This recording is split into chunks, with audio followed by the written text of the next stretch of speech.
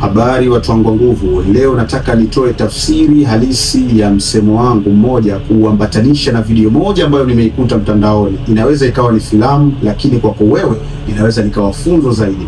Msemo wangu unasema, kengeza huzaa pacha asiyekamatika. Kengeza huzaa pacha asiyekamatika. Unaweza kujidanganya kiimani bila ya hekima, ukafikiri ndiye kumbe si. Kwa hiyo katika hii clip ukiitazama, kama ingekuwa duniani kuna mashine ya kupitisha kidole, then ukachagua vipi ufe, ila kutokana na hofu ya kifo unaweza ukachachawa, ukachagua kitu ambacho kinaweza kukuua zaidi. Umekichagua mwenyewe na kikakuua zaidi. Kwa hiyo unapitisha kidole, huyo mdada alipitisha kidole, ameandikiwa old age, akajua atakufa mzee, kumbe atauliwa na mzee.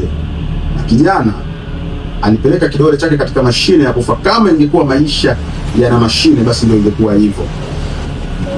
Mwanaume anapitisha kidole, then anaambiwa hot girl, kwamba yeye atakufa kwa mwanamke hot. Yeye amekuja kutafsiri bila ya hekima, amesema atakufa mwanamke hot. Anakuja kumwona mwanamke na anaona kabisa huyu mwanamke ni hot, kumbe anakuja mtu mwenye moto zaidi na anakuja kumuua. I go by the name K-A-R-E-M. I see my dad on me.